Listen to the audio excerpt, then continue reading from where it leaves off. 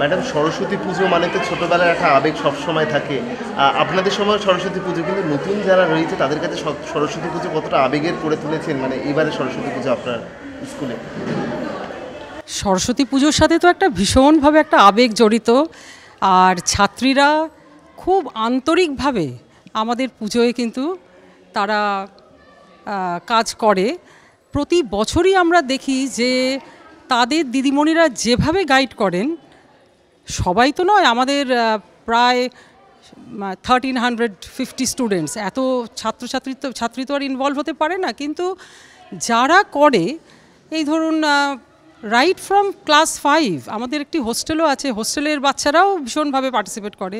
তাদের যেভাবে গাইড করা হয় ঠিক সেইভাবেই কিন্তু তারা, এবং খুব অল্প সময়, এই নয় যে আমরা আজকে আপনারা দেখতে পাচ্ছেন যে এত সব করেছে ওরা, পরিবেশের ওপরে এত কিছু এঁকেছে, এত মানে আমাদের থিমই এবার সবুজায়ন, দাও ফিরে সে অরণ্য, লও এ নগর।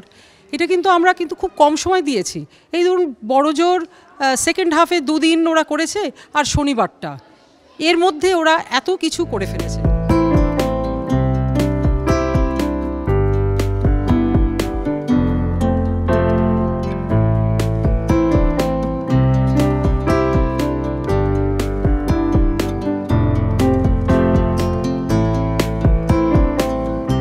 সরস্বতী পুজো নিয়ে ছোটদের মধ্যে সবসময় একটা আবেগ থাকে, শুধু তাই নয়, বড়রাও সমান তালে সরস্বতী পুজো উপভোগ করার জন্য গতকাল থেকে তাদের কাছে একটা বাড়তি পাওনা, অর্থাৎ রবিবার এবং সোমবার ছুটি উপভোগ করছে বিভিন্ন স্কুল কলেজ, বিভিন্ন জায়গায় পাড়ার বিভিন্ন পূজা মণ্ডপে শাড়ি পরে এবং ছেলেরা পাঞ্জাবি পরে চুটিয়ে তারা সরস্বতী পুজো উপভোগ করছে। তবে আমি এই মুহূর্তে রয়েছি বেলতলা গার্লস স্কুলে, এবং সেখানেও প্রচুর ছাত্রছাত্রীরা রয়েছে, যেমন অন্যদিকে শিক্ষক শিক্ষিকারাও রয়েছে, তারাও সমান তালে ছাত্রীদের সঙ্গে আনন্দ ভাগ করে নিচ্ছে।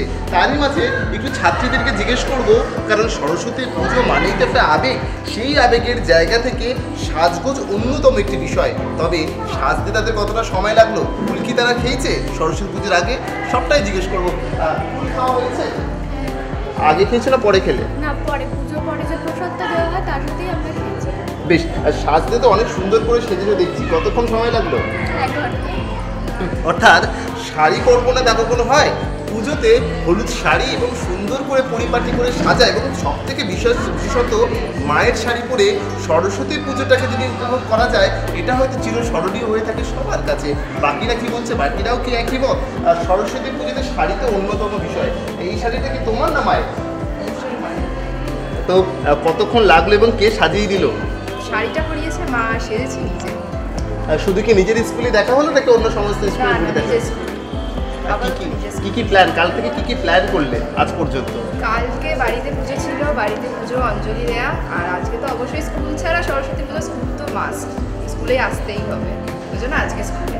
একদমই, সরস্বতী পুজো মানে অবশ্যই স্কুল, এবং সেই স্কুলে না আসলেই নয়। অর্থাৎ বড়রা যারা প্রাক্তনীরা আজও তারা কিন্তু সমানভাবে পুরনো স্কুলে তারা একবার স্মৃতি রোমন্থন করার জন্য তারা কিন্তু একবার হলেও সময় করে আসে নিজেদের পরিচিত চেনা সেই ক্লাসরুম, সেই বেঞ্চ, কিংবা সেই স্কুলের প্রতিটা ইট কাঠ পাথর আরও একবার ছুঁয়ে দেখার জন্য।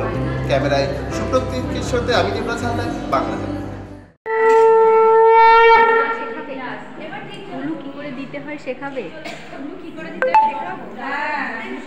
এই হ্যাঁ, এটা কিন্তু আমার খুব শখ, কিন্তু দিতে পারি না।